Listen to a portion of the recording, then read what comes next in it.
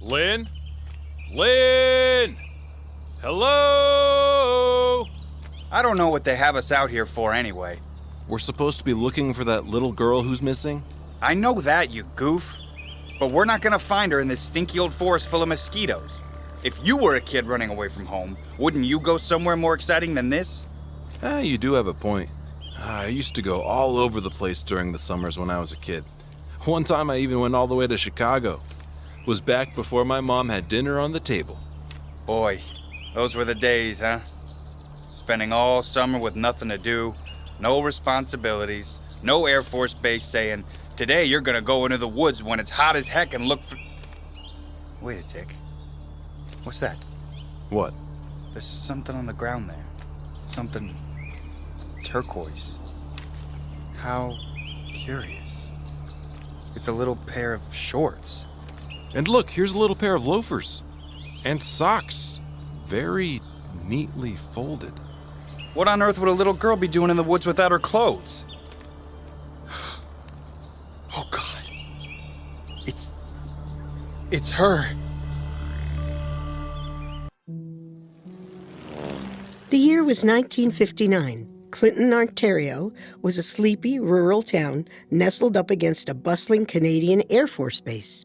The base had become particularly valuable during World War II, when the government realized that its topography was extremely similar to another important location overseas. The cliffs of nearby Lake Huron gave off the look and feel of England, where many of its soldiers were being deployed to help defend against Nazi bombings. The similarities made it an ideal place to train Canadian airmen in the use of radar technology, which would be affected by the presence of the cliffs abroad. After the war, the Clinton base remained operational, becoming the largest radar training center in the country.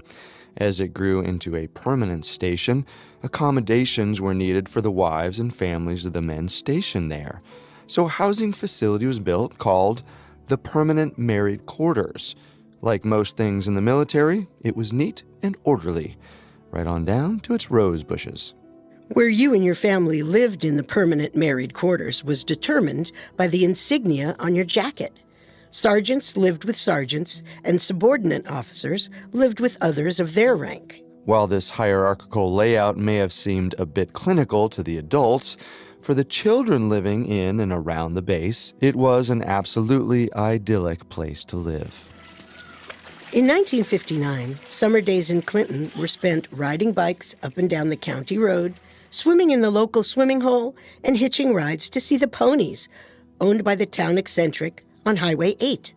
No one worried about the safety of their children, and why should they?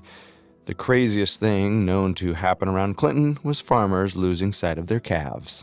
This was always a big deal for the kids. Tracking down a calf and bringing it back home to the farm was great fun. Okay, kids, get her in the barn. In you go, girl. Thanks for returning my calf, kiddos. Starting to think you're setting him loose because you like finding him so much. 12-year-old Lynne Harper was one of those children. Her father, Leslie Harper, was an officer on the base, and Lynne's family had lived in the Permanent Married Quarters since moving there 2 years prior, in 1957. Lynne lived with her father, her mother Shirley, and her two siblings, an older brother Barry and a younger brother Jeffrey. Their house on the base was quiet and orderly, so when Lynne craved excitement, she loved going to the nearby homes of friends with bigger, rowdier families. Lynne loved being a part of the action. However, Lynne was a responsible and well-mannered student, active in Sunday school, Bible class, and Girl Guides, the Canadian equivalent of Girl Scouts. Lynne's teachers always spoke very highly of her. Lynne Harper. Oh, she's one of my favorite students. She always sits in the front of the class, always does her homework, and is very eager to participate. I feel bad, though. I think sometimes the other kids don't find her quite as charming as I do. I think she'll do better as an adult, to be honest. But despite her academic success, Lynne had trouble fitting in.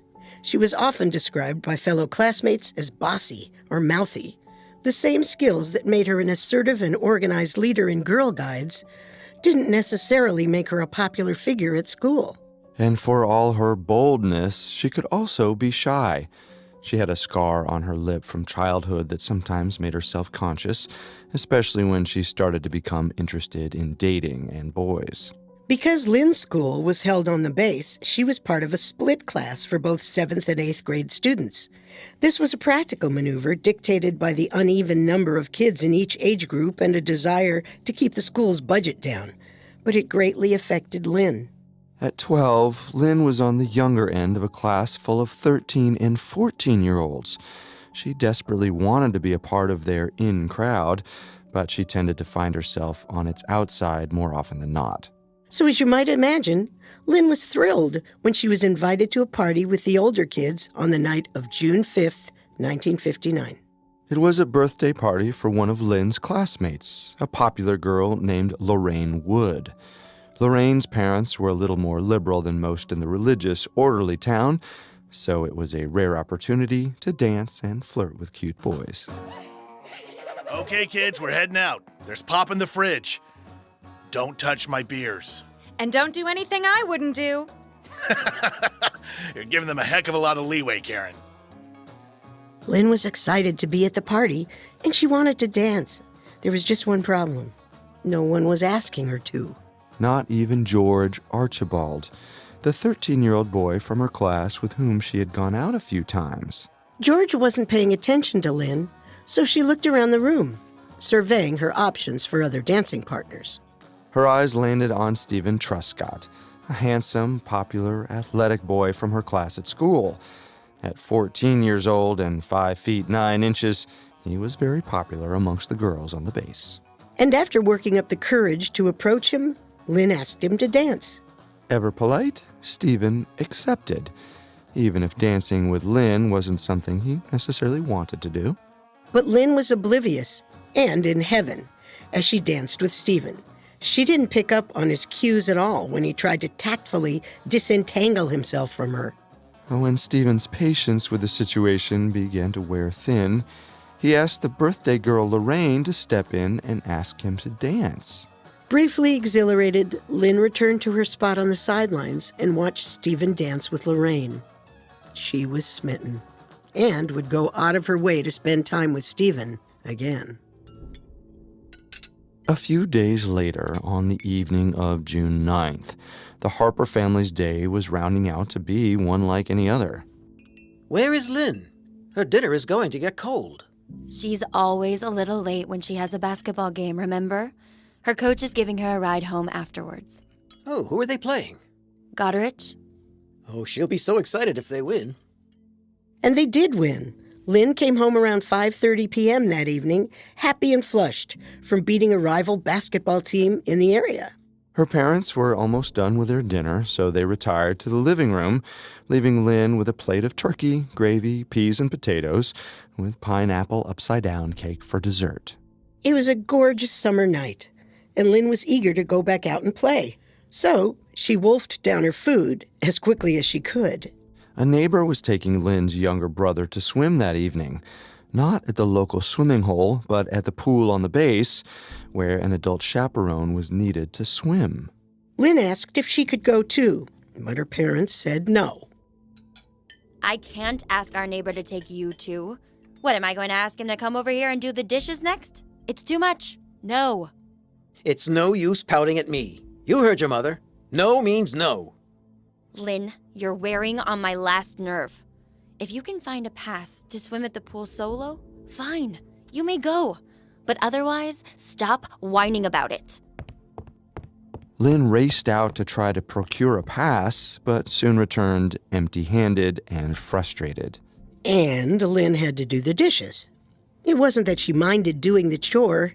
She just felt extremely frustrated to be stuck at home, missing out on the fun she was sure her classmates were having. And so, after finishing the dishes, Lynn got ready to go back out, putting on a special locket given to her by her aunt a few weeks before. It was 6:15 p.m. on the evening of June 9th when Lynn passed her mom on her way out the door. She didn't say where she was going. And her mother Shirley didn't ask. This was normal. In their safe, rural community, Lynn's parents were used to Lynn doing her own thing. Of course, Lynn's mom had no way of knowing it was the last time she'd ever see her daughter alive. Lynn headed toward the schoolyard, a walk that normally took about 5 minutes. But for some reason, she ventured down a meandering alternate route, which burned about 25 minutes. Along the way, she was seen by several neighbors. It was about 6:35 p.m. on June 9th when Lynn arrived at the schoolyard. Okay, brownies, get ready to do a scavenger hunt. Hey, listen to me. I need you to focus. Heavens, it is tough to organize you girls when there are only 2 of us and 15 of you. 2 of Lynn's Girl Guide leaders were at the schoolyard, organizing a scavenger hunt for their brownie scouts. Lynn was bored and looking for something to do, so she asked if she could stay and help.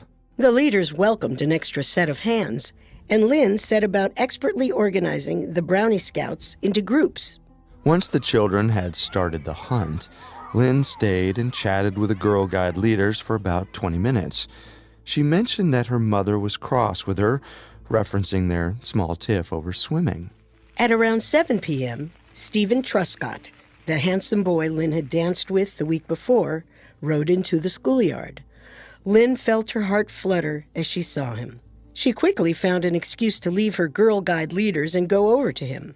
She felt bolder talking to him after they had danced together just a few nights before. So she asked him for a ride on his bike, saying she was looking to go towards the nearby Highway 8. Did she do this because she really wanted to get to Highway 8, or was she seizing an opportunity to be close to Stephen?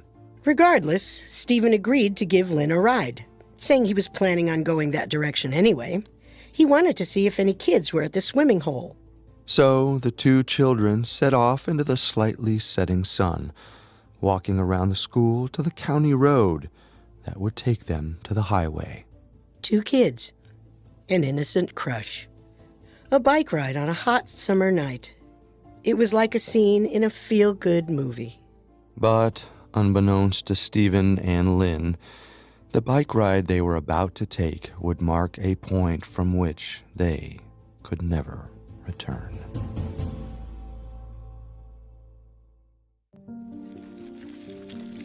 In the early evening of June 9th, 1959, Lynne Harper's stomach was full of butterflies. She had just asked her crush, Stephen Truscott, to give her a ride to the highway on his bike, and he had agreed. The 2 preteens lived on the Air Force Base in Clinton, Ontario, where their parents worked. Stephen noted that the time was around 7:20 p.m. as they passed a couple classmates on their way to the county road. When they got there, Lynn hopped on his crossbar and they set off toward the highway. As they gathered speed on the hot June evening, the wind streaming through their hair was a welcome relief from the sweltering day.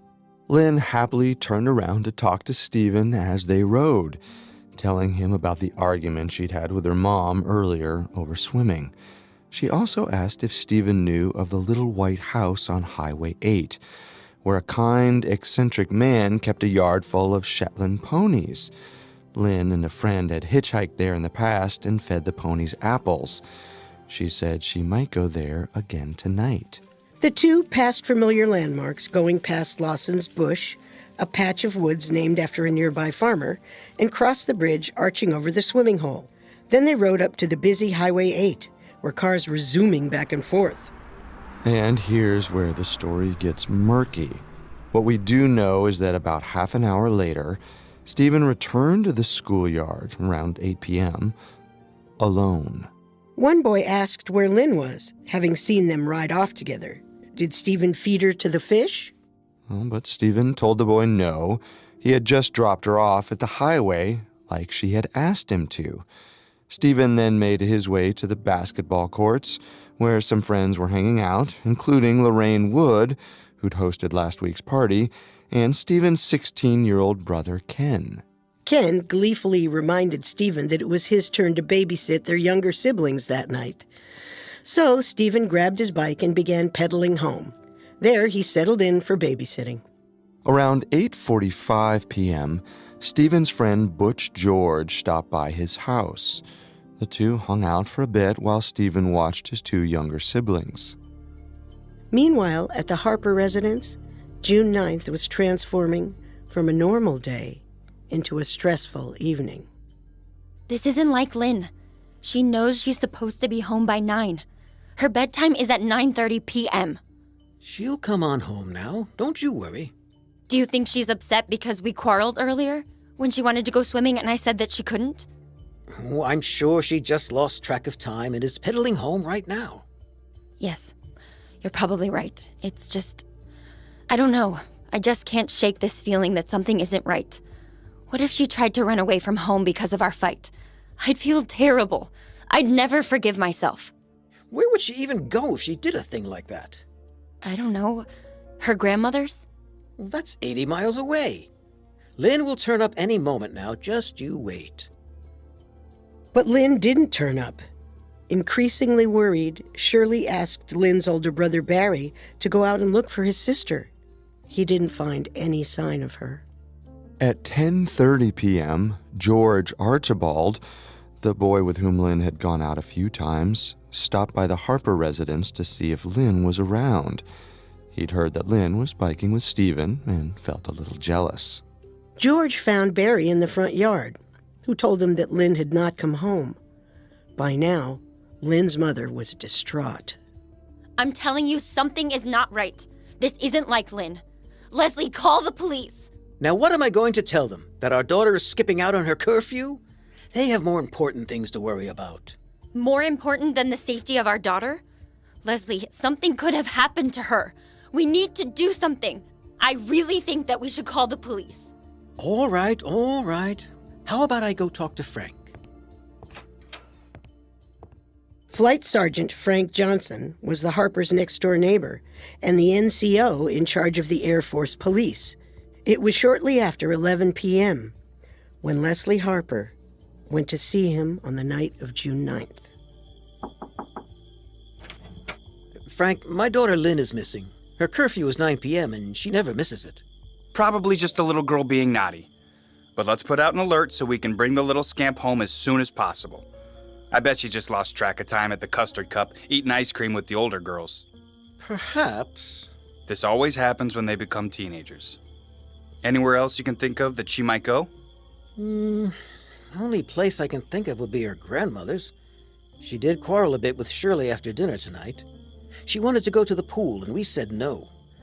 But that's not a reason to run away, is it? I mean, how would she even get there? It's 80 miles from here. Think she'd hitch a ride? Our Lynn? Oh, gosh. I can't imagine it. If you think it's possible she could have gone to her grandma's, we should put in the alert. Police need to know where to look, you know. Lynn Harper, age 12 years. 5 foot 3 inches tall, 100 pounds. White print blouse, blue shorts. Hasn't been home since about 1900 hours on June 9th, 1959. Possible she is hitchhiking to her grandmother's in Port Stanley, Ontario. Thanks, Frank. You're a good man. I'll let you know if anything turns up. She'll be back home soon, don't you worry now. Get some sleep. You'll need it the next few years.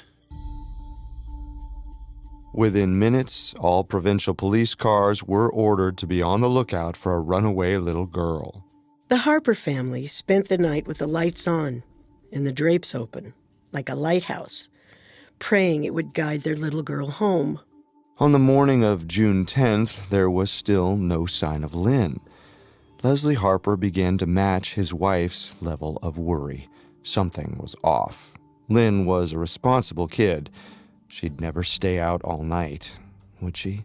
Leslie went around the neighborhood asking if anyone had any info on who may have seen his daughter last, hoping for a clue to her whereabouts. He was told about Stephen's bike ride with Lynn and went over to Stephen's house to talk to him.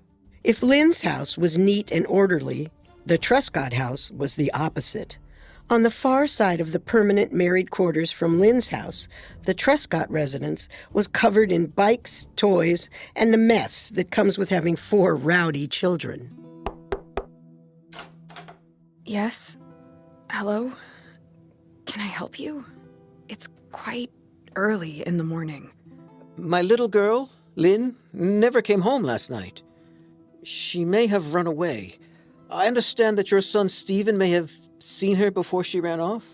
Oh, how curious. Stephen has never mentioned a Lynn. Let me go and get him.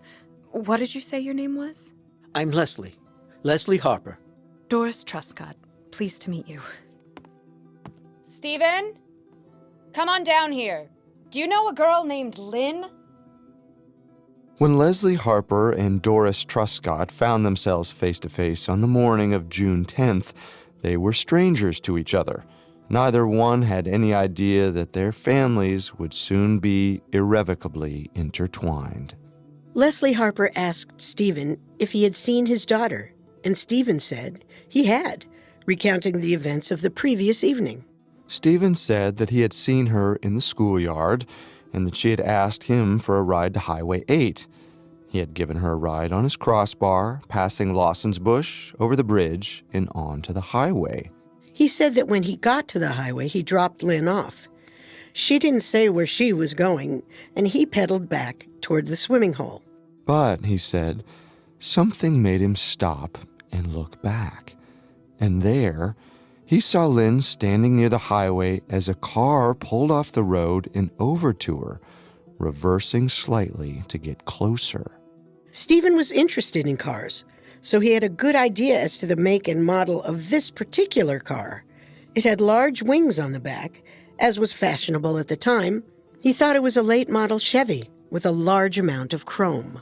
He also noted that there was something yellow, maybe a license plate or possibly a bumper sticker. Oh, God. So, you're saying that the last time you saw Lynn, she was getting into a stranger's chromed-out 59 Chevy? I'm sure she's okay, Mr. Harper. Kids hitchhike. They do it all the time. Do they? Oh, goodness. I hope she comes home soon. On Thursday, June 11th, 1959, there was still no sign of Lynn. 2 days had now passed since she had failed to come home. The air base organized a search party of 250 men to go out and look for her. The men were split into groups to tackle different areas of the base. George Edens was in the group that searched Lawson's Bush, the patch of woods off the county road named after a nearby farmer. Since Lynn was still being treated as a runaway, the men weren't expecting to find anything there. But while searching, George came across a set of little girls' clothes. They were neatly stacked amongst the trees. A pair of turquoise shorts, 2 neatly rolled socks, and a pair of small brown loafers.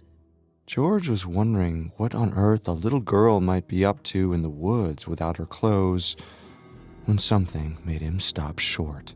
There, barely concealed beneath some branches ripped from nearby trees, was the body of 12-year-old Lynn.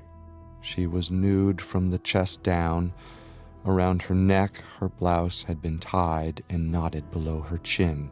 The only clue to the culprit behind this atrocious act was one very vague imprint in the dirt. It was difficult to say for sure, but the imprint looked like it could have been left by a shoe. Within hours, the Clinton Air Force Base was reeling. Who would do such a horrific thing to a little girl? The answer, for some, would be nearly as horrifying as the crime.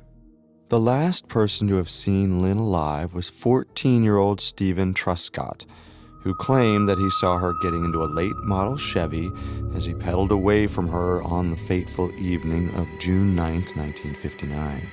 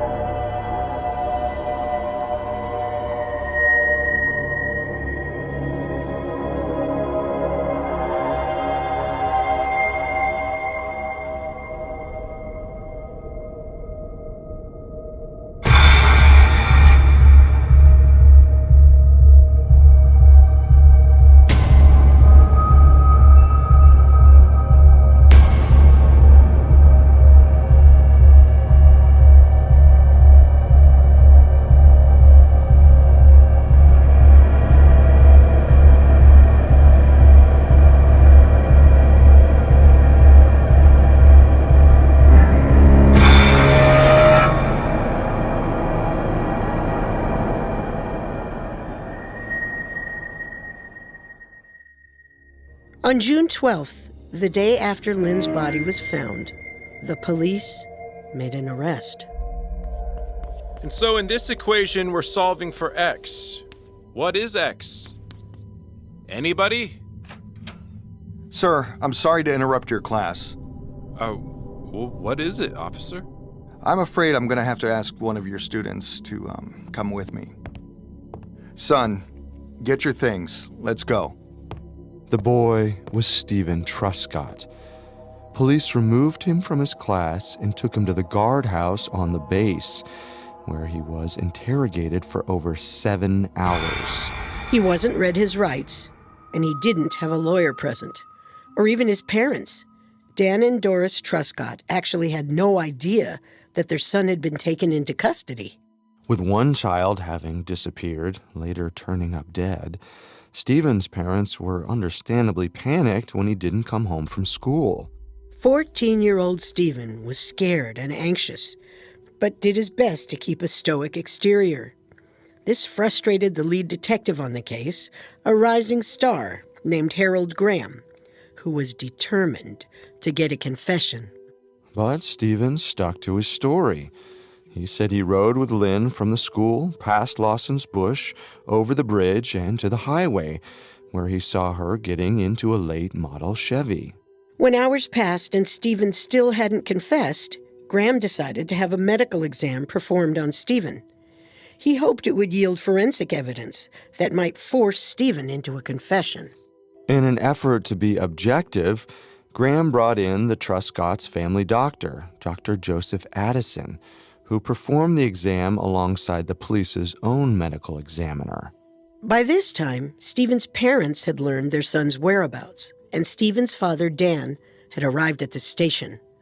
A military man himself, Stephen's father saw no reason to question whether the proceedings were being done according to proper protocol.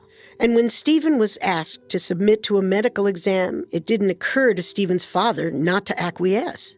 Besides, it would have looked suspicious if Stephen didn't agree to the exam. Dan figured his son had nothing to hide, so why risk appearing difficult? The two doctors examined Stephen late into the evening on June 12th. They were extremely surprised by what they found. On either side of Stephen's penis were two very large sores, each about the size of a quarter. Stephen didn't have an explanation for how he got the sores, but said that they had been there for about 4 to 5 weeks.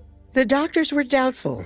For one thing, the sores seemed painful enough that they didn't believe Stephen could have lived with them for very long, without being driven to seek help. The doctors guessed that the sores were no more than a week old, and had been present for at least 48 hours. They concluded that the sores were likely the product of Stephen forcibly violating Lynn. Meanwhile, in another corner of the police precinct, district pathologist Dr. John Peniston was just beginning Lynne Harper's autopsy. Dr. Peniston, how goes it? Well, it seems the little girl had a full stomach at the time of her death. I can clearly see about 1 pound of poorly masticated peas, potatoes, turkey, and corn. What does that mean? Well, for a healthy girl like Lynn, I'd say she couldn't have eaten more than 2 hours before the time of her death. I'd say she died between 7:15 and 7:45 p.m. That's precisely the time she was on an alleged bike ride with Stephen Truscott. Things were not looking good for Stephen, but he still refused to confess. Inspector Graham was growing increasingly frustrated. Seeing this, the Truscott family doctor asked if he could take a turn questioning the boy. If things weren't exactly to protocol before, allowing a civilian to interrogate Stephen was throwing procedure out the window. It's not clear what Inspector Graham was thinking when he told the doctor to go ahead. It was now the early hours of Saturday, June 13th, nearing the end of a very long day for Stephen Truscott. He had been removed from his school, questioned for many hours, and had received an invasive and embarrassing medical examination, and now he was being questioned by his doctor. Stephen had been asked over and over if he had taken Lynn into Lawson's bush at any point during their bike ride, and over he had told them no, he hadn't. But this time, when the doctor asked that same question, Stephen said he didn't know. He may have gone into the bush. He wasn't sure. Maybe he did. Stephen's vague admission, gathered in the wee hours of the morning by the family doctor, was enough to convince Inspector Graham that he had his culprit. At about 2:30 a.m. on June 13th, 14-year-old Stephen Truscott was charged with the murder of Lynne Harper, a crime punishable by death.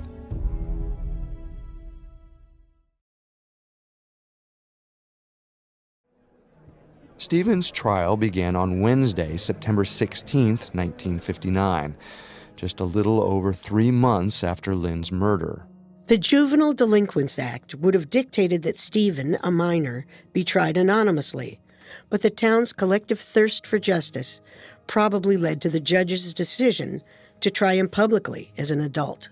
Stephen was put in a wooden box facing the judge, as was customary in Canada at the time. When asked, he pleaded not guilty to the murder of Lynne Harper. The trial drew an enormous crowd.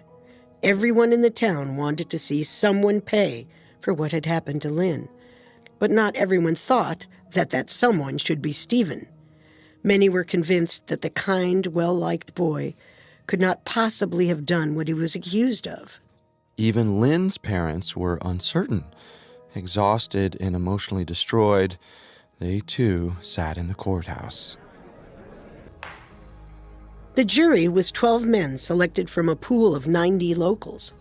They were farmers, laborers, and people who worked local vocational jobs. The defense's case hinged on proving the timeline Stephen had presented to the police was plausible. They needed to convince the jury that he was biking with Lynne when he said he was. This meant finding witnesses who could corroborate Stephen's story, saying that they saw him on the road that stretched from the bridge and the highway between 7:15 and 7:45 p.m. on June 9th. A quick geography refresher here. The road that Lynne and Stephen were on was called the County Road. If you started on the County Road from the school and headed north, you would pass Lawson's Bush on your right before going over the bridge of the swimming hole. And then finally you'd come to Highway 8, which ran perpendicular to the county road. If Stephen had been seen with Lynne after passing Lawson's Bush, that would prove his innocence. Fortunately for him, 3 people came forward and said that they had seen him in just those circumstances.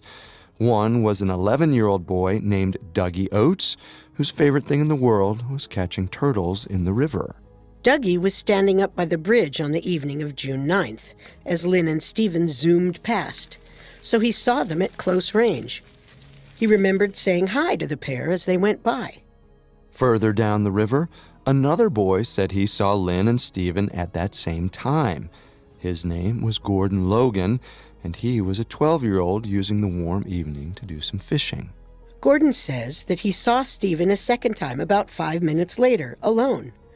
This further corroborates Stephen's story from when he was interrogated, in which he said that he dropped off Lynne at the highway, then came back and stood on the bridge for 5 to 10 minutes. Stephen was also seen at this same time by Dougie's 16-year-old brother, Alan Oates. For a lot of the children questioned in the case, exact times were fuzzy, as they didn't wear watches and had no way of telling the time. But Alan was sure that the time he saw Stephen was around 7:45, because his favorite program had just ended on TV. The defense also challenged the suggestion that the footprint found at the scene of the crime could be Stephen's. Even the officer who found the imprint was reluctant to say with any certainty that it could belong to any one specific shoe. In fact, it was too faint to even see what kind of sole the shoe had. With no forensic evidence to tie him to the crime scene and the 3 boys who saw him during the window of time when Lynne died, Stephen's lawyer was confident that they'd be getting a verdict of not guilty. But it wasn't quite so simple. There were also witnesses who had been on the road between 7:15 and 7:45 who had not seen Stephen, which the prosecution said indicated that Stephen must have been in Lawson's Bush with Lynn during that time. The prosecution argued that if Stephen and Lynn were actually on the road like Stephen said they were, then by all accounts, they should have been seen by at least one of these people. One such person was Jocelyn Gaudette, a shy and pockmarked girl in Stephen and Lynn's class who, like Lynn, often found herself on the fringes of the in crowd. Jocelyn claims that the day before Lynn's disappearance on June 8th, Stephen had made a date to go with her into Lawson's Bush the following evening to look for lost calves. Well, Stephen says he never made this arrangement, but Jocelyn says that on the evening of June 9th, around 5:50 p.m., Stephen came to her house to get her for their date. Jocelyn was still eating dinner with her family and couldn't go. It's reported that local kids did many things in Lawson's Bush. They built forts, hiked around, and went looking for calves. But police thought that what Stephen was planning to do there with Jocelyn was a bit more romantic in nature. Jocelyn was key for the prosecution. They said that her story established a motive for Stephen. He wanted to go into the bush with someone, and when Jocelyn bailed, he took the next available girl he could find, Lynn. By their account, this was a crime of passion. Teenage hormones that could not be suppressed.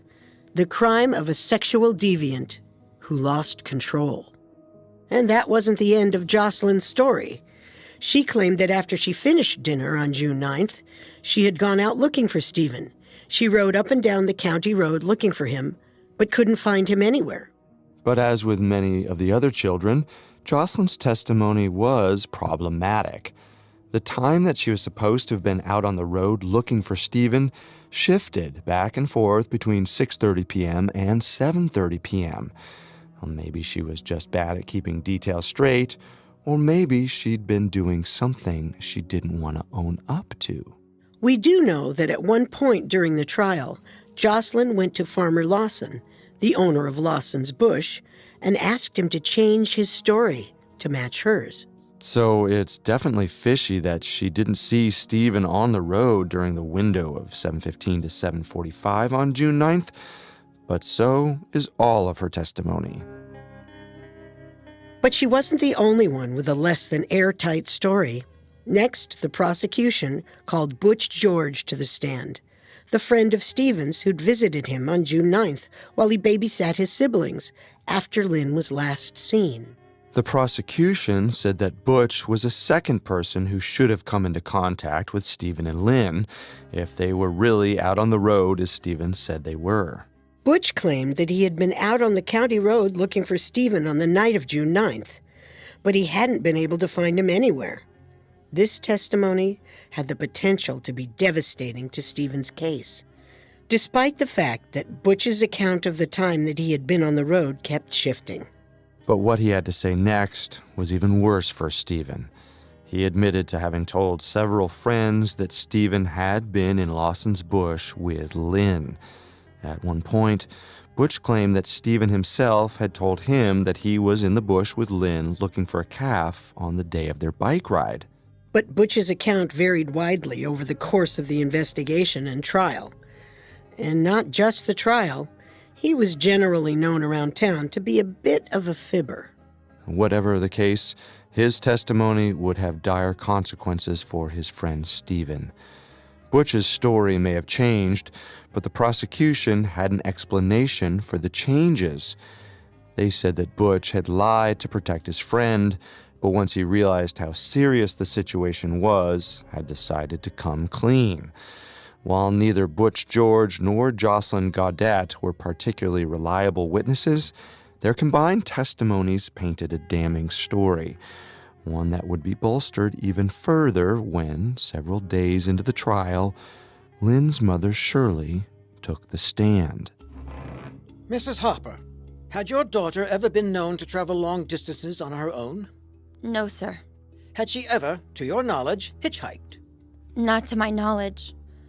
But I guess I often didn't know where she was. But my answer is no. Not to my knowledge.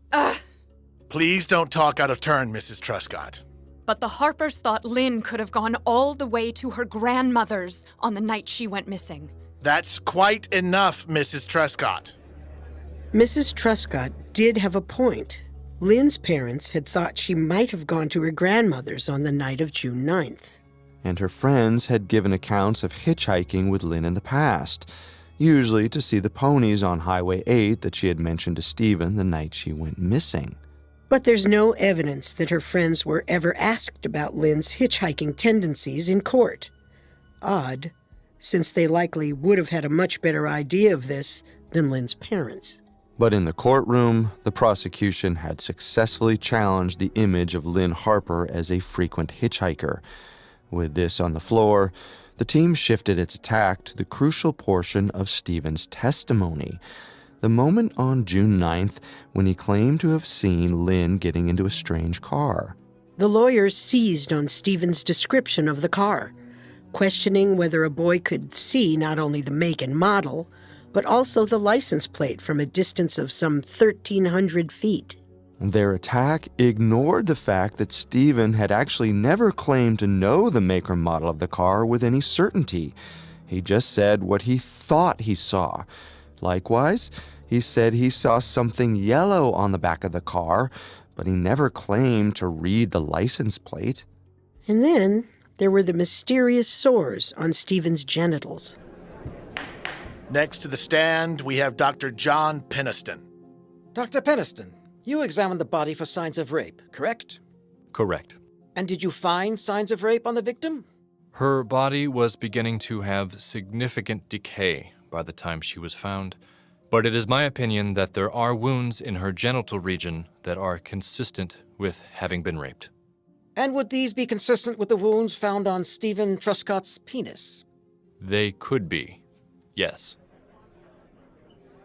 The all-male jury was repulsed by the gruesome details of Lynn's rape and the sores on Stephen's genitals. After hearing testimony for 2 weeks, they were ready to give their verdict. On September 30th, the Harpers, the Truscotts, and the entire town of Clinton waited on pins and needles as the jury filed back into the courtroom.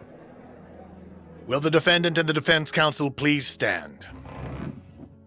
Members of the jury, have you reached a verdict? We have, my lord. We find the accused guilty on all charges. My son! My baby boy! You said all the evidence was circumstantial. You said they'd never find him guilty. I don't know what to say. I'm as surprised as you are. He's just a child. A child! On September 30th, 1959, Stephen Truscott was sentenced to death by hanging for the murder of his 12-year-old classmate, Lynne Harper. Just 14 years old himself, he was the youngest person in Canada ever to face the death penalty. After the trial, Stephen's family would continue to appeal the court's decision and fight for their son's freedom. Decades later, the testimony of several of the prosecution's star witnesses would come under fire, while shocking new details emerged to paint the case in a new light, including a lost psychiatric file that might hold the identity of a killer who walked free. But as each new detail emerged, and the possibility that Stephen Truscott was innocent became more plausible, a disturbing new possibility came into focus. For if Lynne Harper's killer was truly still at large, it meant that they had destroyed not one, but 2 young lives.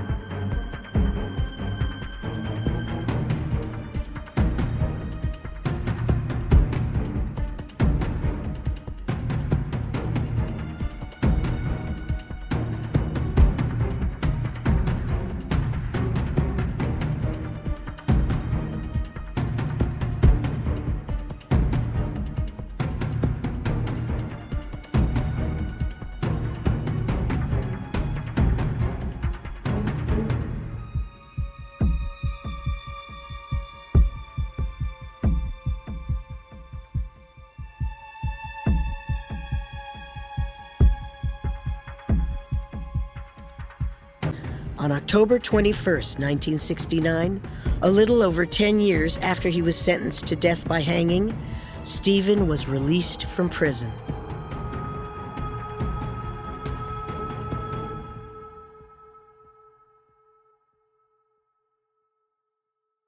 After briefly living with his parole officer to avoid public attention, Stephen moved to Vancouver, where he married Marlene Bowers, a woman who had closely followed his trials. Under an assumed name, they lived a relatively private life and had 3 children. But when new advancements in DNA technology revealed errors made in other high-profile Canadian cases, Stephen decided that it was time to step back into the limelight. He was the subject of a documentary made in 2000 by the Fifth Estate, which, like Isabelle Laborde's book, outlined the case for his innocence. The producers were able to obtain all of the files associated with the case, so they were, for the first time ever, able to see what Stephen's lawyers never had access to: every single interview, report, and file logged by the police. This included the first interviews given by the children, the original police bulletin looking for a suspect with scratches to the arms and face, confirmation that Lynne had been known to hitchhike, and a much broader window for the time of death. There was just one thing missing. Producers had hoped to find DNA evidence from the case that would definitively say, once and for all, whether or not Stephen Truscott raped and murdered Lynne Harper. Unfortunately, all of the original DNA evidence collected from Lynne's body appeared to have long been disposed of. Despite this, the documentary reignited a media frenzy, and on November 28, 2001, a petition was filed to reopen Stephen's case. And while all of the DNA evidence had disappeared from the police storage facilities, there was still one place for investigators to look. On April 6, 2006, Lynne Harper's body was exhumed. Disappointingly, the nearly 47 years that had passed since Lynne's death had rendered any remaining DNA evidence unusable. Though no new evidence was collected from Lynne's body, Stephen Truscott's case returned to the Court of Appeal on June 19, 2006. This time, unlike his original trial and subsequent appeals, all of the police's records were available, and all of the facts were on the table. Most notably, the information pertaining to the time of Lynne's death. Stephen's original verdict had hinged on the time of Lynne's death being between 7:15 and 7:45 p.m. And while she certainly could have died within that time frame, the full police records show that Dr. Peniston's findings actually indicated a much larger window for the time of death, between 12 and 48 hours.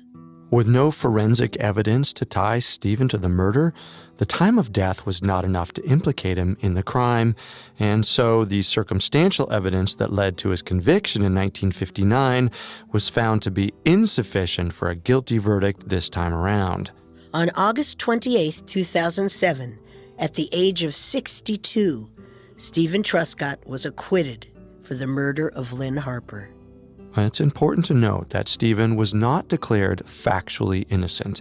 This means he was acquitted because there was not enough evidence to tie him to the crime, not because it can be proven without a doubt that he is innocent.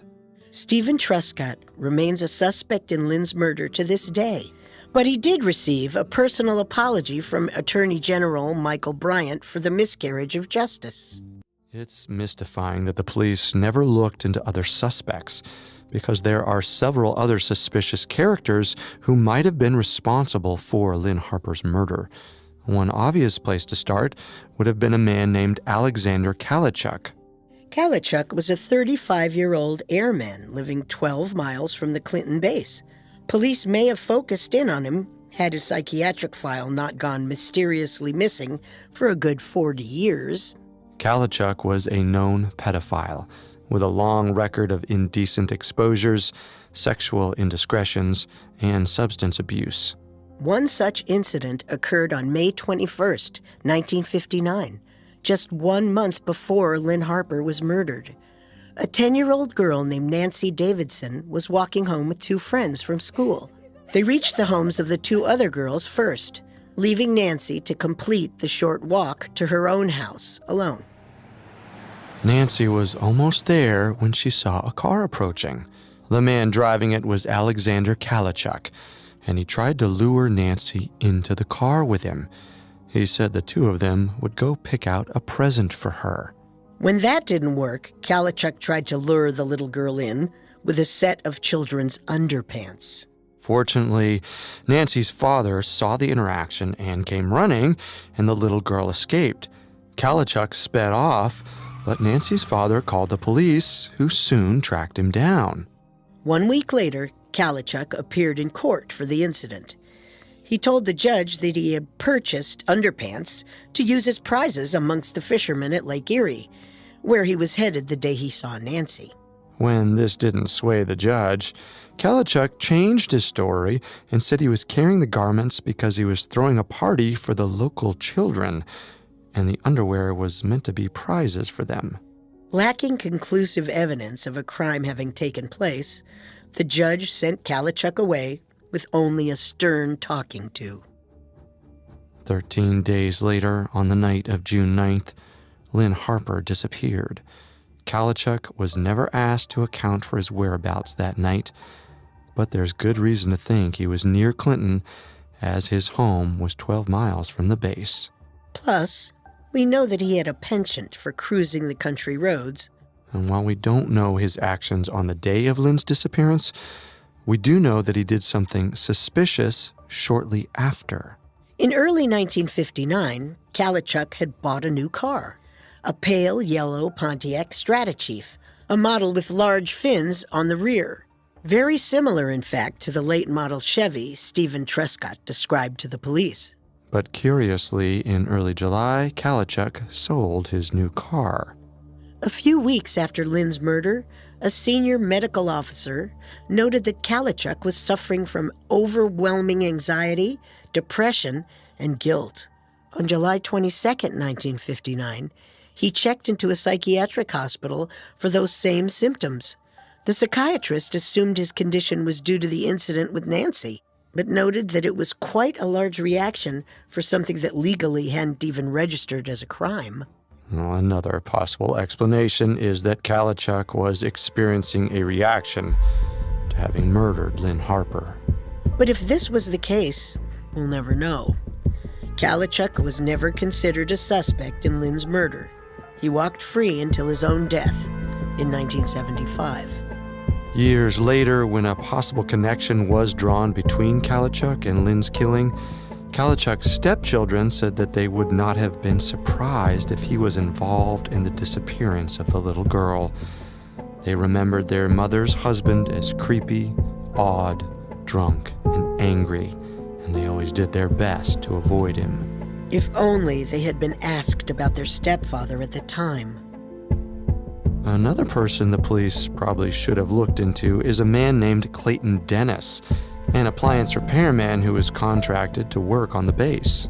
Like Kalachuk, Dennis had a history of sexual indiscretion, as he had served time at Collins Bay for rape in 1948.